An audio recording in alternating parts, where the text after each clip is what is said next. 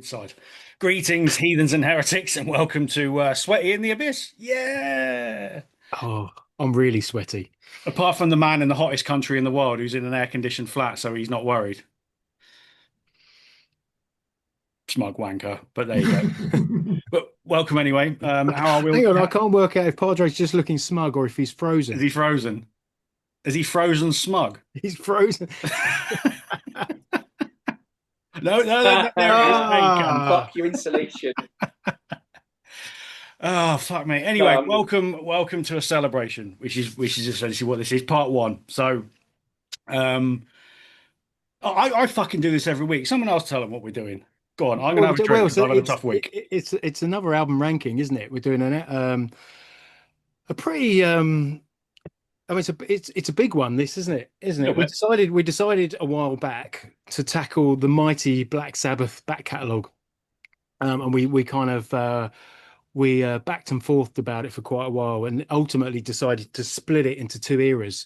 So we're going to do an album ranking this week of the non-Ozzy Osbourne Black Sabbath albums, um, which is a pretty diverse period of the band to cover. You know, there's a lot of different sounds, there's a lot of variety, there's a lot of singers, there's a lot of different lineups. You know, Bill Ward was in the band, Bill Ward was out of the band, Geezer Butler came and went, he came back again. You know, there's all sorts going on. So it should make for quite an interesting conversation. Yeah. Well, let's see. I mean, I suppose for this era of Black Sabbath, it has its detractors, I suppose, because Yeah. everyone will naturally, most people will revert to the Aussie era, and we'll obviously make a big deal of that as well. But I think the more and more you listen to these albums, you just have to give them time, and there are some absolute, there's just banger after banger in this period. Yeah, we know there's some not so great moments, but it's a period that's definitely worth shouting about, I think, anyway. but we Yeah, I have. mean, it's I was contacted by Sharon before this episode, and I've been told that we're not allowed to refer to them as Black Sabbath. Uh, so it's either heaven and hell or those guys from Birmingham that used to play with Ozzy. Well, the artist formerly known as Sabbath. fuck the duck face twat. We'll just crack on with it. Right. So we got 11 albums in total. I don't know why I did that because that's not enough. I 11. didn't know you had 11 fingers. Well, That's um, I'm from Cornwall, don't forget. No, there's uh, 11. There's There you go. 11. Yeah. All I right, put it checked. away. that's a filthy, filthy joke. I checked with the legal team as well, and for the Ian Gillan album, it is actually acceptable to call them Purple Sabbath. But I tell you what, we'll get to that one because we'll talk about the bottom two then, which was probably always going to be likely the bottom two. So right at the bottom we've got Seventh Star, which is the Glenn Hughes album, Yep. and in tenth we've got Born Again, the Ian Gillan album, which is often derided. So let's get it out there then. Why have we got them? Actually, before we do, we'll make the same caveat that we make in other episodes that we do when we do these rankings. There's no shit albums here. Well, I don't think there are anyway. It's not what this is about. So we'll start with Seven Star. What do we? Well, you can go. You can get your word in first then, if that's your, you know. It's not a Sabbath album, is it? Seventh Star. Whatever Iommi was trying to do, and it's just about listenable, but it's just not a Sabbath album, is it? And they've admitted as much and only put the name on it because that's what the record company wanted, and so I mean, that's a kind of fair why it's bottom comment of my list. to start off with. You know, it was never intended to be a Black Sabbath album. This was Tony Iommi doing a solo album, and it was the record company's insistence that they put the Black Sabbath name on it. But really, I mean, we're kind of like in Whitesnake territory, aren't we, with this one? Um, I don't know, but a bit like Voice just said, it doesn't feel to my ears like a it's the furthest away Hmm. from, I guess, what the blueprint of Black Sabbath is. So there are moments on there, I think like Seventh Star, the title track, that's got quite a big sort of doomy sound about it. It definitely has its moments. In for the Kill, I've always liked, but For a long time, this was the album where I thought, if I told people that, I was asked the question, who's your favorite band? Like Black Sabbath, love Black Sabbath. And they went away and Googled it and came across like what's the track? No Stranger to Love. I thought, God, they would really be barking up the wrong tree with like kind of what I mean when I say I'm into Sabbath. Because that really is something else, isn't it? Thing is, one positive thing I will say about the album, as much as it is a dad rock album, isn't it? Really, Ooh, as dad rock as eighties rock got. There's stuff on this that I think I only thought I like this, and this might work going forward. And I think there's definitely a foundation for the Tony Martin stuff going forward there. Yes, I completely agree. And I think there's we talk about it later, but there's one Tony Martin album which I think is like a more successful version of what they attempted to do, or what Iommi attempted to do with Seventh Star. Um, but yeah, I ultimately for me the production's flat. I think it's an inconsistent performance from Hughes as well. I think when he's good, but sometimes he just sounds like, it's a bit slapdash in terms of um you know how he puts his vocals down. It's kind of hit and miss for me. But interestingly, I told my son that anecdote about me worrying that people would Google Black Sabbath and come up with No Stranger to Love, and I played him the track, and there was a pause, and he said, "I quite like it." And it got me thinking though, because I think it speaks to the fact there's a lot of that hard rock sound is kind of finding its way back into. I mean, think about the new Ghost album. It leans heavily into the synths and the kind of soft rock choruses. So maybe there's something in the songwriting style that's actually appealing to people now. I just think for me the production is duff. It just sounds flat. it could have and probably should have been decent. I mean, I haven't actually got this at the bottom. I don't mind it, but I really like. I've always really liked Glenn Hughes' voice. And obviously Iommi's worked with him again since, and that was a really cool project. So I don't actually mind this album. Yeah, it's certainly not one of the greats, but I think it's all right. It's just not enough heft in Iommi's riffs. It's Mm. a lot of synth in there, which normally would be fine, but Yeah, not this it's a Sabbath bit album. tinny. Yeah, it doesn't sound great.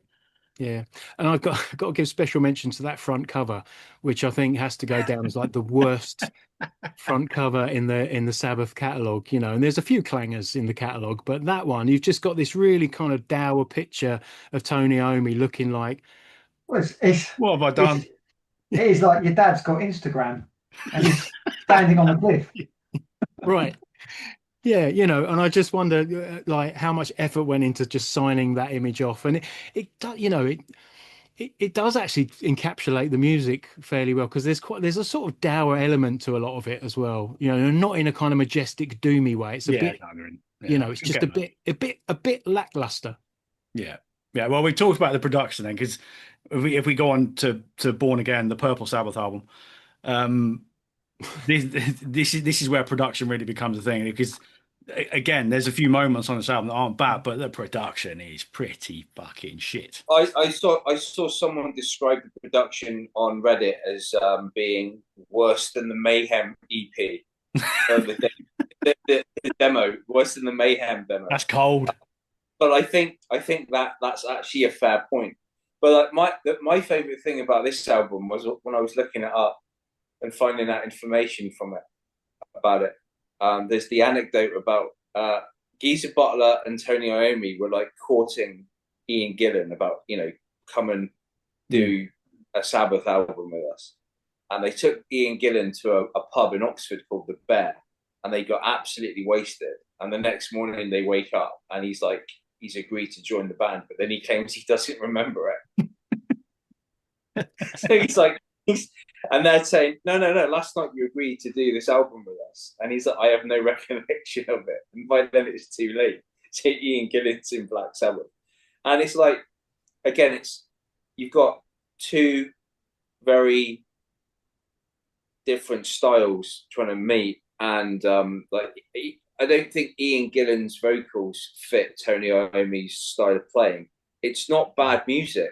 They're not bad musicians. Ian Gillan's a fantastic singer. It's just the chemistry's wrong, and it's one album, and then he moves on. But it just doesn't really work. Yeah, I mean, I agree. For me, it doesn't work as a Black Sabbath album. Actually, I enjoy it, but like you said, it sounds like just to expand on that pub story, it sounds like that's like it's literally like recorded. They've broken into the studio after a night in the pub and just kind of thrashed this thing down. It's got this ramshackle energy about it that I actually quite enjoy. I think "Disturbing the Priest" is one of Iommi's best riffs. I think that is Well, a that's savage. Disturbing the Priest is a great song. That's no, I think there are Disturbing great the songs Yeah, on it here. is. I like No, it. Disturbing the great, and it's like basically what that song is about. It's about Ian Gillan and Tony Iommi and Geezer Butler creeping up to Rob Halford's house, ringing the doorbell and running away. Quickly, disturb the priest. If only Wake that them was up. true. Like Rob Halford coming to the door with a whip, right, a leather whip that he's got, and he's like, you know, he's up there with doing shenanigans. Just go, not this again, Tony. Thing is, though, Tony, please, this enforce is me. exactly the sort of stuff that happens. But in terms of the production, It's not funny anymore, Tony. make it stop. I was going to say, in terms of the production, though, it's like famously, Iommi said it was all sounding lovely, and then they went off, I don't know, to do some dates or something, came back, and someone had just like whatever eventually went to tape wasn't the same thing that they'd approved, but it is due for the old remix treatment, so Yeah, it that's is. happening Yeah. at the moment. And I, for one, I said I do really enjoy this album. I just think of it as a side project. Yeah, I kind of wish it had a different name, a bit like Seventh Star. It kind of should have been put out under a different name. I feel about it in a similar way to I feel about like the Chinese Democracy. It kind of doesn't work as a Guns N' Roses album. You know, it should have been an Axl Rose album. Doesn't really work as anything, that. Well, you know, that's another conversation on another episode. But you know, it's a little bit like this. I actually enjoy the songs. I think they're fun. I think there's this deranged energy to it. It just sounds like some alcohol and cocaine fueled madness. Um, see, you- that's an understatement. I mean, Ian Gillan. exactly, but it's I don't want fun, to make assumptions, but you know, Ian Gillan sounds like he's inhaled the entirety of Columbia on this album. right? And you know, I think he had. It's just like you should open like some of these albums. You open them up, and I'm sure we can say the same thing about the Ozzy stuff when we talk about those. And it just says on the inside cover, "Cocaine's a hell of a drug." It's just like Yeah, I'm sorry, I'm still you know, having don't do drugs. I've got a mental image of Rob Halford in my fucking head.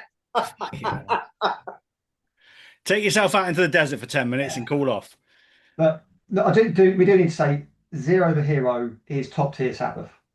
yeah, another banging riff. It's a great track. Yeah. You know, I think Trashed is great. Interestingly, there's a version of Trashed on the new. So I only put out a solo album, which is like a compilation of stuff he's done with Ian Gillan over the years, because they did work together again later on. And there's a remixed version of Trashed on there, which sounds great. These new remixes are coming. And also, there's a version that's been knocking around for a while called the Mana Tapes, which is like a bootleg of demos, and allegedly it's closer to the original mix where the guitars just have much more heft and it just sounds a bit more savage. And that, you know, that's all out there on YouTube, so it's well worth that's well worth checking out. Right, moving on then. So we got a bit of a chunk of Tony Martin stuff going on here now. So in number 9, and this is the bottom of the pile for me, is Forbidden, 1995. I mean, most of us have got it down pretty low. Voice of Reason, Holy Man, you get it sort of in number 7. So there's some positivity going on here. I think it's an interesting album, if I'm honest with you. I wouldn't say it's like massively dynamic, but I always when I come back to it, I always feel like I've got to, you know, sort of guess what's going on. It's a very 90s album, let's be honest there. And maybe that's what I like about it. It kind of, yeah, it just kind of stands out a bit more, I think, in that regard. Mid 90s, so you got that. I mean, Rusty Angels. I like Rusty Angels, but I think what's interesting about that song is it's got a chorus that you could hear any band of that era do. You know, you can hear a Britpop band It's sing got that a chorus. it's got a middle eight in Rusty Angels that sounds like Keep 'Em Separated by Offspring. Right, go back and listen to it, and when that riff hits, you'll recognize it straight away. And it's Every just, time we do one of these, you come up with some fucking mad comparison. look, I'm not, listen, make up your own minds, listen to it. It's there. Rusty Angels on the Forbidden album, Keep 'Em Yeah. Separated. No, I think I'm not going to say it's like a massive Well, favorite, but the thing is that it's worth listening. there are some tracks on some of these albums that were made in the 80s where they came dangerously close to thrash. Oh God. There's a punchline coming. Sometimes I prefer when I'm your just internet saying. shit. Um, yeah, I mean, look, my view, for me, it's the bottom of the pile. Like I said, I don't think it's great. The production's not great. The reworked version is better. I'll give it that. But in general, it's just all a bit flat. Get a grip, I don't mind. But outside of that, it's just one of the Sabbath albums that I would just don't listen to. These bottom three I don't at all. But that, Mm. yeah, it's never been one for me, unfortunately. No, I like it. I scored it. Right, so I it's what was it? What I've scored it number nine, I Number think. nine, yeah. So you're Yeah. back on. So I and I think that's well. Let me work out what it is. I don't think it's a bad. I don't think it's ever been as bad as people have made this album out to be. Right, even before they tinkered with it and remixed it. I think it's better than the credit it's been given. I kind of feel like it's an album that we're not allowed to like. Everybody tells us, oh, it's shit. Like this is one that you shouldn't listen to. That is a waste of time. And I think that message is so embedded into things that it's difficult to listen to it, with any sort of subjectivity. Um, I think the problems it has are right. The production, for starters, is flat, Yeah. but that's been fixed now, right? So they've actually worked wonders. I think the new version sounds phenomenal. It's really, really good. I think the problems that still exist are the heavy riffs on it are quite lumpy. Like there's a bit of a sort of a new metal root one element to the heavier elements. So when they go in for a riff, it just sounds a bit like ploddy and a bit like, okay, come on, you could have done better with that. Then you got the controversial Ice-T rap at the start. So I think that's something that got a lot of people's heckles up. You got Ice-T suddenly starts spitting bars on this Black Sabbath song.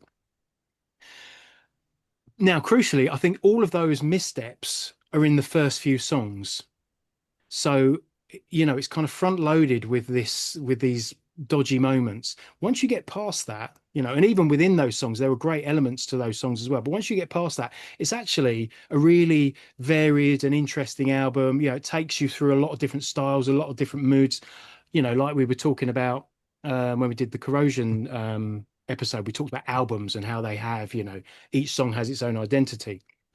The one thing it doesn't have that I think all of the albums above this in the ranking have is at least one solid Sabbath banger. Right? There are good tracks in there. There are good moments. There are bits that certainly prick my ears up, but it doesn't have one track that you always think that they fucking nailed it.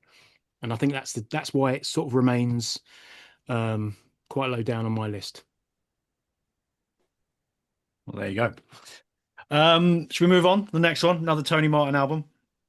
At number 8, Cross Purposes, 1994, so a year before Forbidden. Bean, we're coming back to you again because you like these albums anyway. But you had this quite high up. You've actually got this at number 6. Sort of fair to middling for you. I think it's great. I think it's a really strong album. This was the one I was talking about when I said I think this is a more successful version of kind of what Seventh Star set out to be. It's a very melodic rock album. But I mean, I think Eyewitness, the opening track, is a banger. I think Cross of Thorns has got a classic Tony Iommi riff on it. There's a track called Virtual Death on here, which is like the best Alice in Chains song that isn't written by Alice in Chains. It's like, on one hand, you can tell they've been influenced by what's current because, this came out in the 90s. But they pull it off. Like it's a really kind of credible, grungy, alternative rock song. I think Grunge Sabbath. Grunge Sabbath. We've on other album countdown on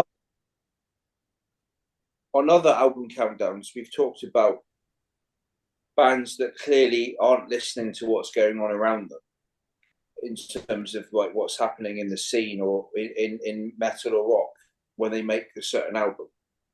And we've said like that you can tell because it's like they're writing music in an echo chamber. And one of the things I think, it doesn't matter what criticisms you can make of these Sabbath albums, it definitely sounds in some of them that Tony Iommi or Geezer Butler have sat down and listened to what's happening around them, paid attention, and either try to go with a trend. I'm not saying that's a bad thing. It might not always work, but they've tried different things.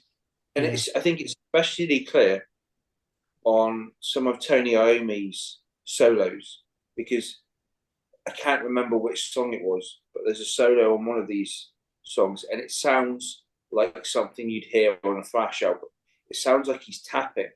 Tony Iommi doesn't necessarily, he's not a guitar player that does finger tapping. He's more bluesy than that. But some of these solos, he's not. So again, I think when one of those albums was like 86, 88. So he's obviously getting inspired by or trying to mimic or copy or whatever from stuff that's happening around him. And that's not necessarily a bad thing. No, I think it's a great point.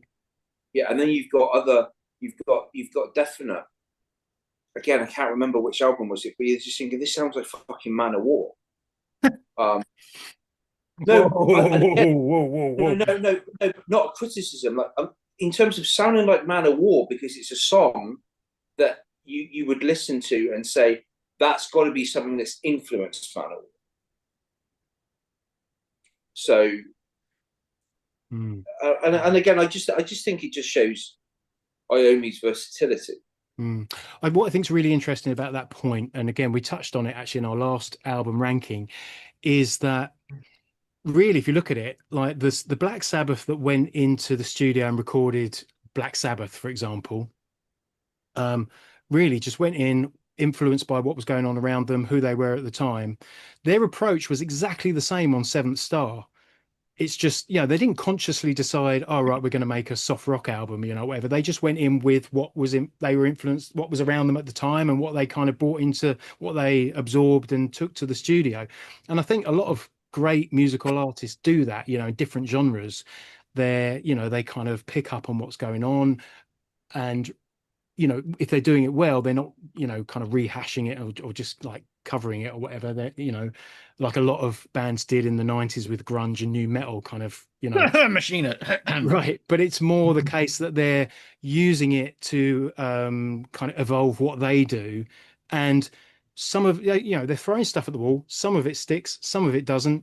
Okay, great. But the point is, they're doing it, they're assimilating and just trying and evolving. And I think that's an interesting thing about bands like Sabbath, because you go through their catalog and there's a lot of variety through there, a hell of a lot of variety in style. But if and there's natural like evolution.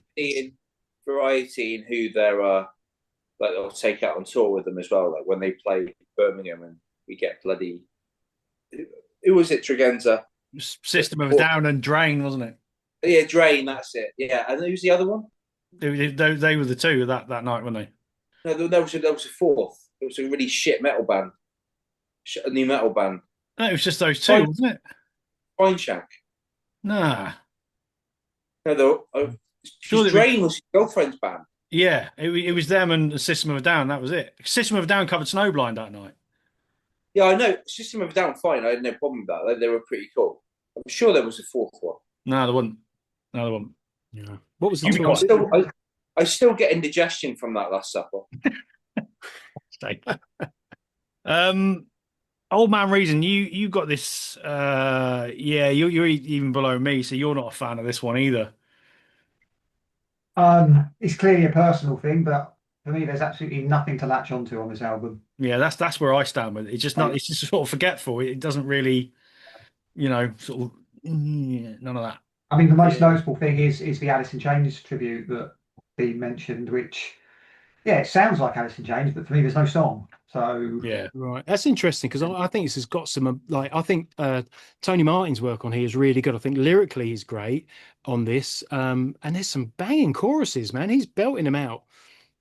No, you got to give credit where credit's due. Tony Martin as a vocalist on all of these albums sounds fucking great. He's a great vocalist, Yeah. massively underrated as far as I'm concerned. Because when he hits the, you know, well, we'll talk about it a little bit later on with other albums, but when he's up there, he's up there. He's damn fine vocalist. So I wouldn't be against a sneaky fucking Iommi Tony Martin, live reunion kind of thing. I think it'd be quite cool just to see these songs sort of brought to life, but obviously it's not going to happen. But Yeah.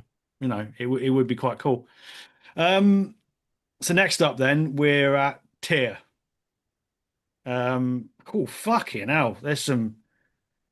I'm just looking at the rankings. Fuck man, I knew you were a fan of this one. We'll come to you in a minute, but the rest of us, the rest of us are all sort of yeah, seventh and eighth kind of thing. For me, the opener's good. Anno Mundi. After that, it does just drift a little bit for me. It's like that initial promise. I thought this is going to be good, and then the Mm. rest of it just kind of meanders. But that's me. about here, what I've noticed is I've liked it a bit more with every listen, but I know I'm not going to like it beyond a certain amount. So it's where it is now in my list is probably about right. Yeah, But I think I will like it more in the future. It is definitely a grower. Mm. grower, not shower. Hmm. I think that's true. I mean, I kind of listed. I feel that's the journey I went on with what were we just talking about?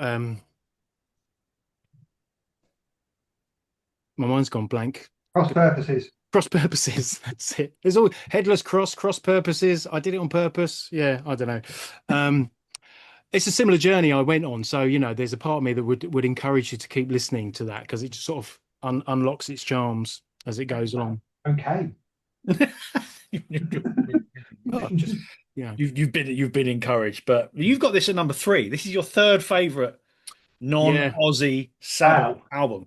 Yeah, I there was a time in my life when I would um, you know, get up and get ready for work in the morning, get on that commuter train, and I would put Sabbath's Tear on every single day, and this went on for months and it just charged me up. And I funnily enough, I was talking to my daughter at the weekend and she was saying, do you know when you get like really obsessed by a song? And actually, the song that she's really obsessed by at the moment is Ozzy Osbourne's Hellraiser.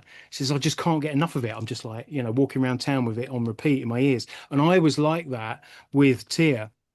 I think Anu Monday is, for me, top tier Sabbath of all Sabbath. Banger. I will put that in there as one of my all-time favorite Black Sabbath songs. Um, I think Lawmaker, I mean, Cozy Powell on drums, we haven't mentioned yet. Like Black Sabbath's second best drummer, as far as I'm concerned, and no one really talks about him as a Sabbath drummer. Okay, I know he's a bit of a journeyman, but the power that he plays with on Tear and the Lawmaker in particular, I can listen to just the impact of the snare drum alone. It just kind of punches you in the face like every time. Jerusalem, I think it's got again one of Tony Iommi's best riffs. The riff in the chorus, it's one of those ones that's heavy, but it's got that kind of swagger to it, which we kind of hear a lot more like higher up the list as well. Yeah, for me, I'm all over this. Credit as well, Tony Martin kind of starts doing his own thing on this. Like he obviously Eternal Idol, he didn't write any of the parts for that. He didn't, he kind of came in and just sort of learned what was already written. After that, he's trying to do the satanic thing and other things on Headless Cross. This is where he's like, right, I'm going to do my own thing, which is that kind of Norse Viking thing, which at the time, wasn't a major feature in metal, was it? I don't know. Unless where, unless you're a fucking Manowar, really. But right, but it is now, so it's kind of it's interesting that maybe this is one of the first times that that kind of whole Norse thing is really being brought into heavy metal. I don't well, know. Anyway, I'm a fan. there is a Battery. a Viking metal band called Tyr, isn't there, from the Faroe Islands? Yeah, yeah, there is. So Yeah, but Yeah, um, Battery were the only yeah. I mean, ones. Bathory is obviously Bathory, of course, yeah, a of great course. example, and of course, metal music that's coming from that part of the world, I suppose, is going to be more. The influence is going to be clearer there. But yeah, I think it's great. I really do. Holy man, got anything to say on that? No, on the advice I'm going to refuse to answer. Forever hold your truth. All right, okay. So let's go back to 87 then, The Eternal Idol. So we are now on the first album with Tony Martin. Um, we all seem to quite like. We're getting into the top half now anyway, and we all do like this album. I think where Iommi went wrong with the whole Seventh Star thing, this is where it got it right, if that I makes think sense. I think we have to all admit that I think this album is mostly solid, but I think it's elevated by The Shining. The Shine, great. The Shining. It's an app. It's just brilliant. Yeah, It's pop tier Sabbath. Yeah, it really is. It's a magnificent track. I just agreed. yeah, you can't. Glory Ride is another one. I absolutely love that. These are up there again, like you said, top tier Sabbath. It just the moments are starting to come through on this album. You can see what was possible, and obviously we'll Mm. talk about what comes next a little bit later. But yeah, Also, I think it's a cracker. they're brave enough to call a song Scarlet Pimpernel as well. I think it's, Why not? which is, again, why not? That Exactly. obviously been watching Blackadder 3. Yeah, probably. Now, my one gripe about this album, really, or the reason it probably didn't score higher on my list, is there's a better version of it out there, and that's the version with Ray Gillan on vocals. So they recorded this album. Ray Gillan was like not to be confused with Ian Gillan, Yeah. I should add, but Ray Gillan was the new Sabbath vocalist.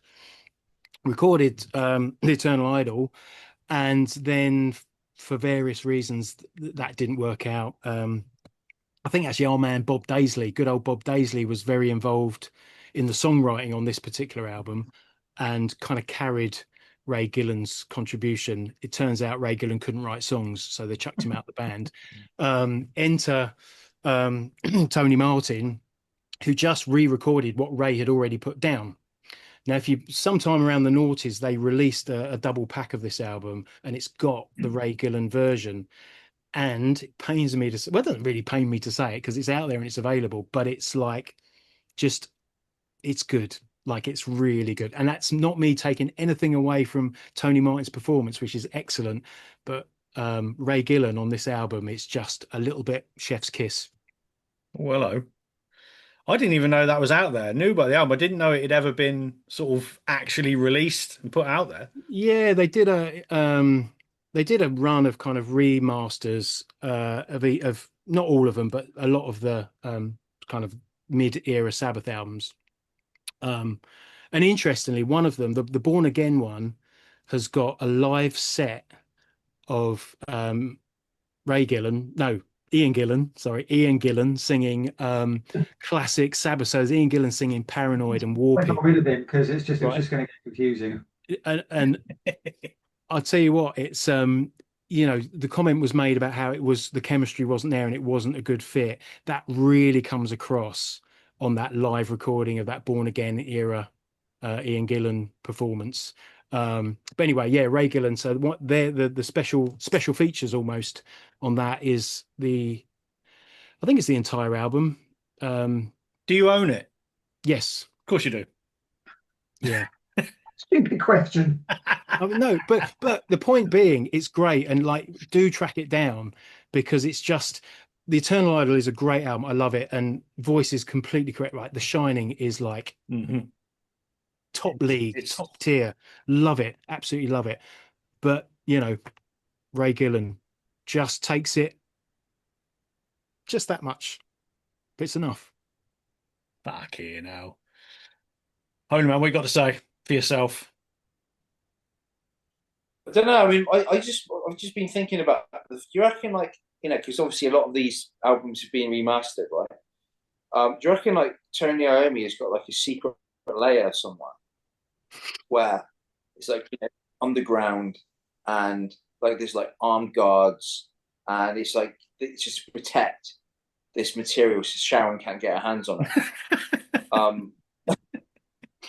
And like it's like there's like multiple layers of security, like and like the stuff is down in like level 5, and that's like you have to like hazmat suits and stuff like that. Yeah.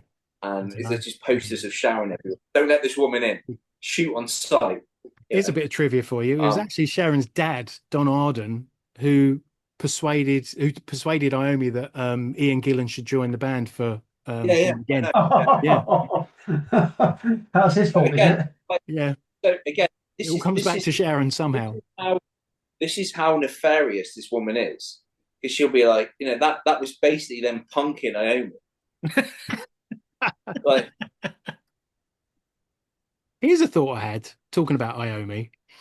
Do you know of anyone else with the surname Iommi? No.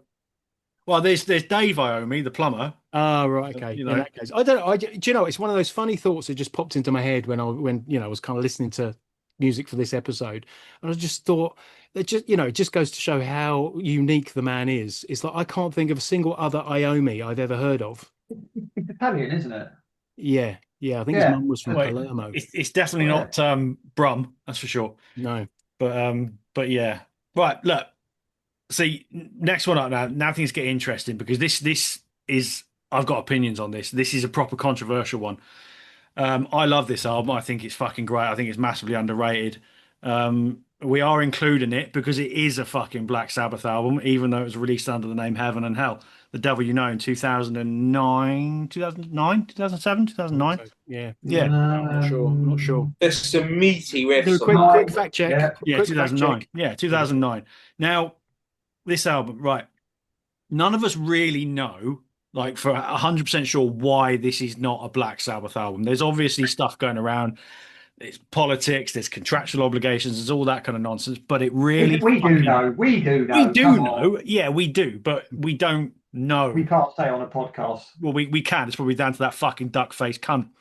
But it is. I mean, it's all out there. It was just contractual stuff. Yeah, and it's bollocks, and it's because obviously a little bit after that you had the Sabbath 13 album, which came 4 years after this, 4 years after this. So there was obviously that was probably already in the pipeline that this was going to come out. So you can't release this as a Black Sabbath album. So it's all just fucking wrong. Everything about it is wrong. But the album, I think, is a fucking absolute monster. Padre's got this up at number 3. I've got it at 5. Voice Reading's got it at 5. Being Your Opinion doesn't count because you got it down at number 8. Listen, no bad albums. Yeah. But I've got my reasons, but I'll like stuff like Bible Black. I mean, that is like for Dio Sabbath, that is just so good. Like Dio proper soars on that track. It's just and I will get it in there. I was glad to have seen them live on this tour because they were just fucking magnificent. Fucking magnificent. Breaking Into Heaven, great title track. Another one. Yeah. Double the Pain, another one. Rock and Roll Angel, Turn of the Screw. Follow the Tears is the one that's just oppressively heavy. Yeah. It's a really, really heavy album. It's a fucking expensive vinyl purchase if you want to go out there and find it. It's north of 200 quid. Yeah. But yeah, I mean, everyone else's opinions. I mean, Holy Man, then, because you got this at number 3, so you obviously think highly of it. Yeah, it's just like you said, like Breaking Into Heaven, Rock and Roll Angel. Like I really like that. Follow the Tears. Again, that's another great track. It's really good riffs, It's just, and it's like I don't know. There are elements. There are like notations and like arpeggios and vibrato that the vibrato that Tony Iommi uses. And it just sometimes there were elements of it that just reminded me of some of the Scandinavian stuff, like In Flames. So it's definitely is a more contemporary. I'm not saying copying that. I'm just saying it's just reminds me of that. So And I just think it just shows the versatility of Iommi. So that's why I put it in there. And it was I think it's a great swan song for Ronnie James Dio as well. Mm. Yeah, and You know, obviously Bonnie's what a way to go out. What a way to go out. You know, it's yeah. Yeah, I think actually between this and Dio's Magica Magica, yeah. album, I think the two, you know, these are two examples of Dio. Like, I mean, like you said, what a swan song, what a way to go out, what a way to finish your career with those two absolutely magnificent records to your name. Yeah, absolutely. I think like Ronnie James Dio and Tony Iommi are very well suited for each other. Yeah. There's a chemistry there, definitely. Yeah, not just in songwriting, but like the aesthetic, the presentation, just the vibe you get from them. And then and again, I think you've got some of the riffs that Iommi works makes, and then obviously Ronnie James Dio is very much he likes to write songs lyrics a certain way. He's very draws on very recurring tropes which have got him removed from other bands he was in with former members of Deep Purple. Did you ever hear that story about Richie Blackmore that got to the point where he wasn't talking to Ronnie James Dio and he sent, I think it was Cozy Powell, to go and ask Ronnie. He goes, Richie wants you to write songs about, you know, fewer songs about demons and wizards. And Ronnie James Dio was like, no, I can't. He goes back and tells Blackmore. A few days later, Dio's fired. Just fucking because like Richie Blackmore wanted to take Rainbow in a more commercial commercial route. And like, so you get songs like Since You've Been Gone, yeah, which back in the day when I was younger, every time I listened to that song, I got dumped. So I remember you saying that before. You know, I was only safe to listen to that song. Yeah, I was only safe to listen to that song when I got married. So like from about 2002 to 2016, I wouldn't refuse to listen to that song because it was like hexed. Old Man Reason, you got this high up as well. You're the same as me. Let a bloody fly out the window. Yeah, I think the point I want to make about this is I don't enthuse about it as much as you guys do, but I struggle to find any fault with it. I think it's just a consistently good Sabbath album. And like you say, some of the songs you've mentioned are, yeah, decent. But the observation I want to make is it's a much more pleasing and organic record than 13. I was going to make a similar point. Yeah, it feels right Yeah. as a group project, whereas 13, yeah, felt like an obligation. that's one word. Well, we'll obviously talk about that in a week or so's time. But yeah, but this is the thing, right? So if you look at this entire kind of cadre of musicians from this period, like what I'm saying that were in bands during the 70s, so and then the early 80s, so you've got Coverdale, Gillan, Ronnie James Dio, Richie Blackmore, Tony Iommi, you got the guys from Priest. They popped up, they worked together. Like Cozy Powell was in a few bands as well, the drummer. So, and like, for example, the way Ronnie James Dio joins Rainbow is that Richie Blackmore and Ronnie James Dio bump into each other in the Rainbow in LA having a drink. And they're like, oh, I'm not doing anything at the minute. Oh, we should do something together. That's organic. I think it was very similar with Iommi and Ronnie James Dio. But Iommi didn't say to his manager, I need a singer, a bass player, and a drummer. Go and find me 3 hired hands. This is what's going on with Ozzy Osbourne after Randy dies. Like, I mean, they get Jake Lee, great guitar player, but it's like, and it's very much like the Megadeth approach. It's like just hire whoever's out there. But and you'll get good musicians that way, but you don't necessarily get chemistry. And that's the problem with Ozzy as well. I mean, he found Zakk Wylde in the end, but the rest of the band are just, you know, yeah, it's hired hands. The Hyde kind of effect, isn't it? Right, so we're in Champions League spots now, top four. At number four, 1989's Headless Cross. We've pretty much all got this in the same place. We all think highly of this. This is when the Iommi and Tony Martin era was at its absolute peak. Just a fucking just a fucking banger. The title track is again, it's up there with some of Sabbath's best. It really is. Tony Martin sounds great on this album, sounds powerful, huge, just yeah, it's a proper Sabbath. If you want Sabbath in the 80s, this is how you want them to sound. That's the way I look at it. Yeah, agreed. Yeah. I mean, as you said, Plus the Headless fact Cross. that not the title track, the opening track is called "The Gates of Hell," which again, Yeah. great title for a track. I want to shout out for Killing the Spirit World as well, because again, that talks to the. I was talking earlier about those kind of riffs that kind of dig in, but they've got this strut to them that just. It's kind of this the version of Sabbath you can listen to on a summer's day. You know, wind the windows down, and you've just got this kind of banging version of Iommi, just you know, just having it. And also, again, lyrically, it's kind of storytelling, isn't it? And I suppose that, like, to make the point again, it speaks to, you know, bands like Ghosts and that, like I mentioned earlier, are coming out with these songs that, you know, follow a narrative. They're telling a story, and there's loads of that, I should say, you know, across the Dio and Tony Martin era albums. You know, it's just these characters and scenarios that are sung about, and there's a lot of that on the Headless Cross. Yeah, it's as I say, I think it's a Sabbath that you kind of want them to have evolved to. They don't sound like the 70s band. They don't sound like the Dio band.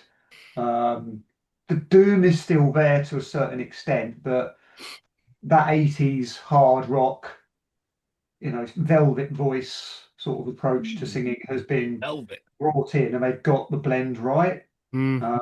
So you got Headless Cross, you got Devil and Daughter, you got Black Moon, and 80s choruses. That's it. That's what it is. 80s choruses, and yeah, the whole of the album just feels, yeah, they've made it again. Yeah, yeah, I agree. It just everything just fell right. It's like you said, it feels more like a natural evolution of Sabbath. It's got its own identity, and that's important. That's where a lot of this stuff of this era does fall down, unfortunately. But Well, yeah, I think you know, Voice just made a really crucial point there. Is this has all the hard rock elements, but the doom is still yeah, there. It yeah, is, and I think that's a crucial flavor. So when that blend is achieved, that's why it's gold standard. and the synth elements enhance the doomy parts rather than trying to sort of fight with it, Yeah, which it does on some of these albums. And so everything is just right. The production's great too, and glad for it to be repressed on vinyl as well, because that was 100 quid upwards yeah. For a for a long time, used it's like copy. the So kind of the missing, yeah, well, that and Heaven and Hell, which again, I still haven't been able to get that. As in, The Devil You Know. yeah, I'm not. Yeah, I like it, but it's not 200 quid like it. But, Yeah, yeah. so yeah, fucking great album. Right, top three. So three glaring omissions, which kind of to be expected, but so splitting these three was always going to be quite tough. Well, you'd think so, but you know, I fight with myself several times. yeah, I did too. I actually sort of switched the top two, but we'll start with the third one. So number three, we got Mob Rules. The second album with Dio. This is where I see. This is almost my favorite Dio era Sabbath album. Almost. It's just like it's just so hard to choose between this and one other. But look, it's just banger after banger. This album, it really is. Yeah. The title track, obviously, Sign of the Southern Cross, Falling Off the Edge of the World. It just, yeah, brilliant. I mean, Sign of the Southern Cross, that's it. I mean, to me, that's does it get better than that? I mean, it's a perfect Black Sabbath song Yeah, in terms. Now, here's an interesting point, because I didn't actually talk about The Devil You Know, but I'm not going to go backwards other than to say I think that album suffers under the weight of its own heaviness, right? And Sign of the Southern Cross is an example of Sabbath being heavy without needing to really kind of like produce the guitars in a very heavy way. Like Mm. that Heaven and Hell album is a very thick sounding album. Like to me, to my ears, it almost sounded like the producers trying to make it sound like the bands that Sabbath influenced, and there's a bit of that creeping in. Sabbath don't need that. They're heavy without a thick production. That's why I kind of that album sat quite low down for me. But this album, I think it does heavy in a very natural way. Sign of the Southern Cross is an example of that. Dio's vocal performance on that track is, it's worth the price of admission alone. It is impeccable. I love it. Turn Up the Night, what an opener. There's this moment in the outro where Iommi hits this kind of half-cocked position on the wah, and just his guitar tone just sits in this lovely little place, and I just get goosebumps every time. Still, years It's later. interesting though, because they just taken, they said, right, we got it right with Neon Nights as an opener on Heaven and Hell, so let's sort of redo that. Like a Maiden album opener. Yeah, If you yeah, got if you got a format, stick to it. yeah. It's I mean, There's it was groove in there. I just want to get that one in for Gav. It's a there's, groovy album. there's rock and roll in there as Yeah, well. there's rock and roll. Bill Ward's doing what Bill Ward Yeah, does. yeah. You just No, he's not, because he didn't play. he's on not it, on this. did he? No, That's No. it. he was Let's out the door. Yeah, he was out the door by shout this out point. to Vinny Yeah, Appice, who's you have revealed yourself. well, I corrected myself, to be fair, but I mean, I'm making a comment about the rock element, the loose element. It does rock and roll, this album, so yeah, mistakenly attributed to Bill Ward, but I spotted my mistake. It's Vinny Appice on this one. The only one of us that's got this a bit lower is the Holy Man. I had this down at 6. Quite surprised at that.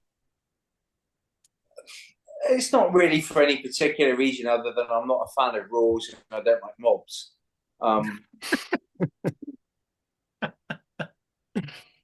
No, I just Tell you haven't been on this podcast for a while. I just thought the other, like Dehumanizer and Heaven and Hell, were slightly better, and Wrath of the Idol as well. Oh well, I wouldn't read too much into it. Well, on that note, then we may as well go straight into number 2. So obviously there's 2 albums left. Obviously we know which 2 are left. So we got Dehumanizer is at number 2. This was Holy Man's number 1 for this era, and the rest of us all kind of got it up there. But so why is it your favorite then? Man of Holiness. Obviously, there's very good reasons, but lots of okay. So I really like the song "Massive Insanity." I like the I just think the whole it's fat sounding. I like the title. I like the cut artwork. I like the groove on it. For multiple reasons. I just think it's like Dio's vocals. I like the lyrics. And again, I have nothing against Heaven and Hell. It's very difficult. It would be very difficult to pick a top 3 or 4 Ozzy Sabbath albums. This was equally difficult. So there's not much in it. Could have gone either way. I suppose we should discuss the fact this is obviously when Ronnie James Dio is brought back into the band after the flirting with Tony Martin and co. And it's quite an aggressive album. When you say it's like quite in your face, and it's probably the most aggressive album that Sabbath did. This is obviously where Ben's got to answer. So why did they get back to work? Why did they get back together with Dio? Was it a case of they had these songs which maybe didn't fit with Tony Martin's approach, or were they just cheating on him for a bit? I think it was. I mean, didn't he talk about this at Desert Fest last year?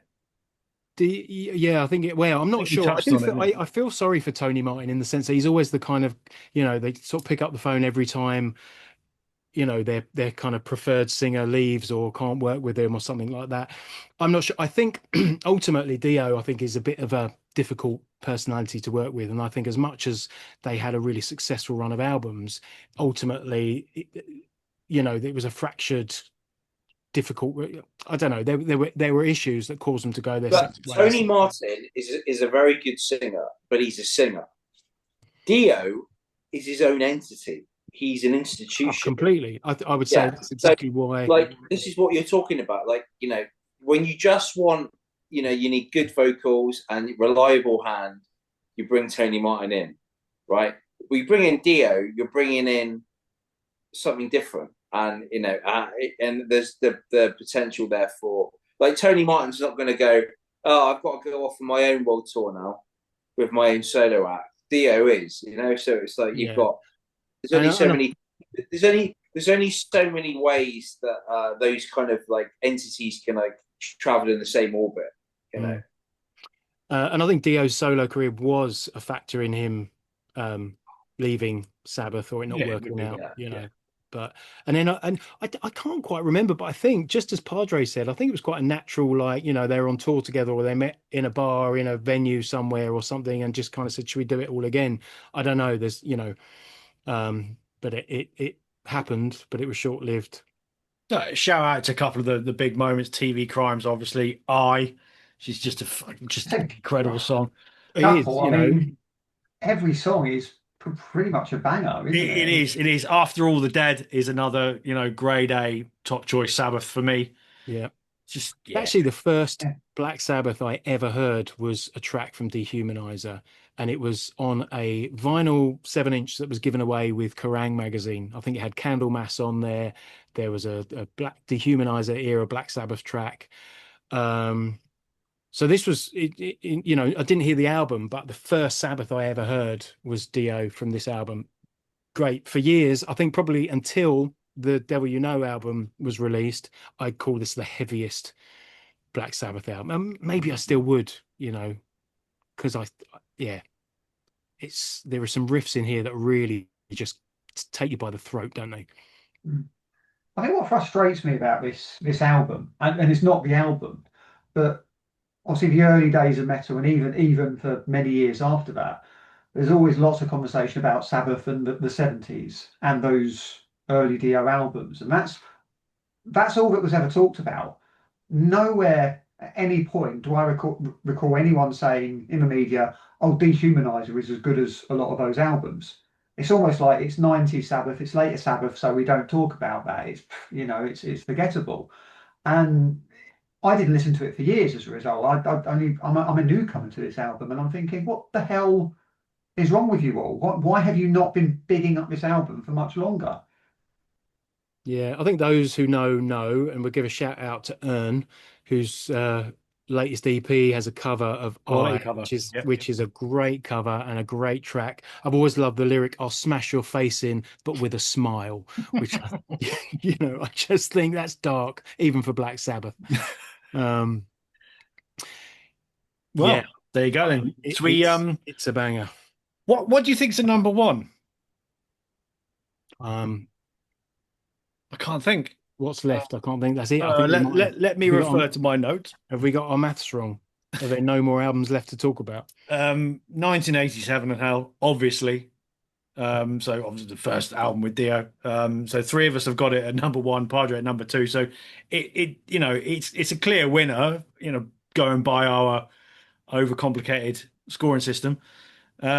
It's for me, this is, and we'll discuss this in the next episode, but for me, this is the whole album. We've talked about songs that are top choice, top draw Sabbath. This is an album Mm. that's top draw Sabbath. Yeah, front to back. Yeah.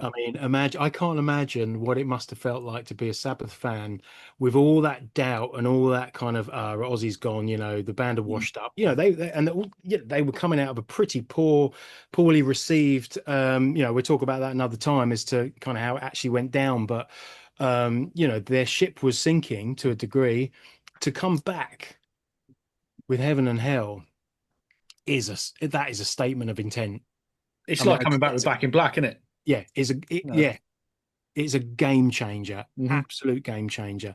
You know, title track again, another one just gives me goosebumps. We got Children of the Sea on there as well.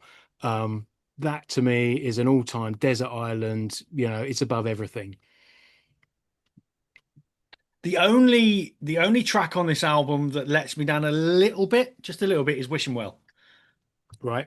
But that's like nitpicking. That's just literally trying to find a small fault with it because it's as close to a perfect Sabbath album as you can get, really.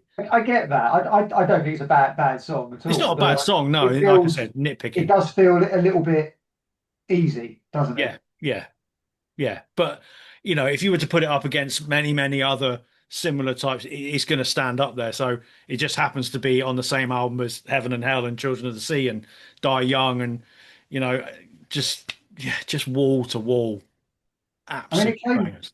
it came out in April, so that's an interesting one. So they probably obviously recorded in '79, so that's that's before New Album kind of made its Yeah. presence known. As much as there was stuff Mm. going on, and there were Sounds articles and a few first albums here and there the year before, it wasn't really till 1980 that it became a thing that was going to be big. So I've always thought of it that they were energized by that, but that's not the case. I think they just got there slightly ahead, and Right. Yeah.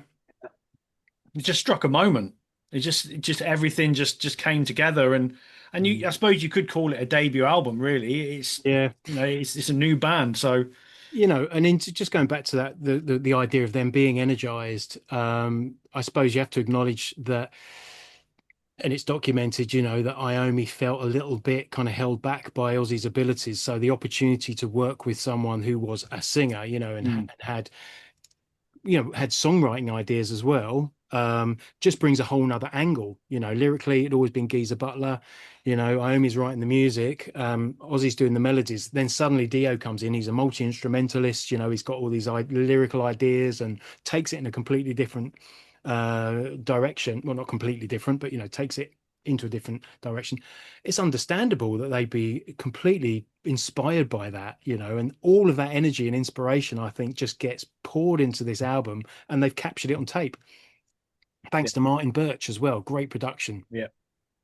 Yeah, it sounds immense. It sounds right. It's the production is just bang on for the album, and when that happens, when all those elements fall together, Mm, that's when you end up with your nigh on 10 out of 10 albums. And yeah. we've talked about it before that an actual 10 out of 10 album, there's very few of them, but this is definitely close.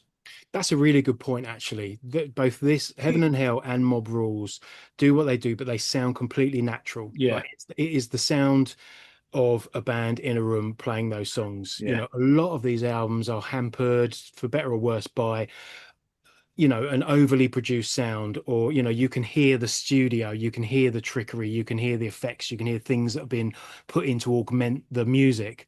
This, it's just turn it up, pedal to the metal, off it goes. yeah, the best way. What do you what do you think would have happened, or if you take the Black Sabbath name, right? But let's say Ozzy keeps the name when he leaves, and Blizzard of Oz is Black Sabbath Blizzard of Oz, not Ozzy Osbourne Blizzard of Oz. Does Blizzard of Oz sound like a Sabbath record? It's a bit, it's not doomy enough, is it, to be a Sabbath record? That's what I just thought. Not and Blizzard of Oz is a fantastic album, Yeah, it is. Yeah, but it is. It is. It's uh, ironically, you get into sort of like the No More Tears, Osmosis era. That becomes a bit more sort of Iommi like. But yeah, it would have been. It would have been. Obviously, we wouldn't know any different, but it would have been an odd one. But it was right that the Sabbath name stuck with Iommi because this is case in point. All these albums are proof that yes, while those Ozzy albums are obviously just absolute pinnacles of heavy metal, Iommi can get together with a series of different vocalists and still produce the goods. It just feels like you could put anybody with Iommi and you could is do it like something there's decent. that interview with Dio? I think it's on this it Metal or Headbanger's Journey, and he's like, you go into a room and go, Tony, I need a riff, and he was just give him a riff, like just come out of thin air. Yeah. But then he gets 4 other riffs. He goes, no, Tony, stop! I only asked for one. You can, when you're talking about Iommi, you go back to, was it around about 2000, 2001 that he released a solo album with lots of different vocalists. Mm. Yeah, oh, Um, yeah. you know, Iommi.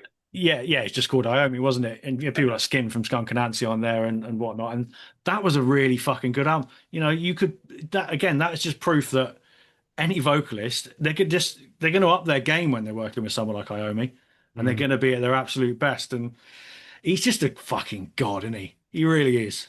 He is. And, you know, no disrespect to Ozzy Osbourne, but when Tony Iommi goes, that's a bigger loss to metal. Yeah. I think it's good. Yeah, I think it's going to be felt. That's there going to are be felt. Yeah. certain people that you wake up every morning as a metal fan and you're just thankful that they're around. And Tony Iommi is one of them. In fact, Tony Iommi, bands like that, or like figures like that, Tony Iommi, Rob Halford, probably Hetfield, Steve Harris, they're like the engine of metal. I think it's You a know, great way to put it. I think you're bang on there. they're like they drive, they keep metal running in their own ways, you know, and they're spread over decades as well. I don't know who we'd say for the 90s, maybe Dimebag. This is that one person that encapsulates what metal is at that time and does stuff which pushes it forward or keeps it moving. Pantera kept metal alive in the 90s. Sabbath started it. Maiden push it on. Hetfield comes along with Metallica. They're the pinnacle in the 80s, really. I don't know who you'd say for the 2000s. I don't think you'd say anybody, to be honest, by that You don't point. need to, really. You don't, because you know, the gauntlet had been laid down and it had been done. Yeah, Just one quick point before you go on, just going back to that solo album. If there's one person off that album that I'd love to have heard Iommi do more with, it's Ian Astbury. That could have been very cool. Just thought I'd get that in there, but yeah. Yeah. Well, it would fit in the kind of template, all this work we've been talking about tonight, you can just hear a very similar sort of thing, new ideas, new singer, but it's going to sit that melodic, but heavy. That'd be great. Yeah. Yeah. Who do we ask? Ian Astbury, Somebody go on the phone. Sharon? Yeah. Sorry, old man Reason, before I rudely interrupted you. Yeah, no, I agree. I think, yeah. No, I mean, as much as there's a lot of great stuff from the 2000s onwards, your foundation riff stuff has been done, hasn't it? So, yeah. As much as there's some great guitarists, they're not as it's not a ground bacon period, is it? Has Tony Iommi been knighted? No. Neon knighted. Why? Boom. Like, why isn't it? So why is it Sir Paul McCartney and not Sir Tony Iommi? In fact, fuck that. Make Tony Iommi, put him into the actual peerage. I want to see either Viscount Iommi or the Duke of Aston, Tony Iommi. I mean, to be fair, the Duke of. I mean, look. You want to put a good word in, because if Charles does cark it in the next few years, then obviously Williams up there nice and early, and he's a fellow Villa fan, so have a few words. Do you know why Iommi hasn't been knighted? Because gods don't need to be knighted. So there you go. Right, that's it. We'll be back. We will be back next week, and we'll do part 2. It's obviously the Ozzy era. So, and then we will also try and decide which are our top 3 overall. So that may cause arguments. Hopefully it does. So watching, thanks for listening. All right, I tell you what, while we're here, get over to Black City Records and get one of these dashing t-shirts. Yeah, let me stand up. Look at fucking. Oh, look, it disappeared. That's not word, but you look, it's fucking gone. Look, there it is. It's a magic t-shirt. Look. Oh, there it is. Is it like the invisibility cloak? Buy one. Anyway, buy one. Just also remember, what date is it today? It's the 20. 14 days. Padre returns. Bye. Stay metal. See you next week.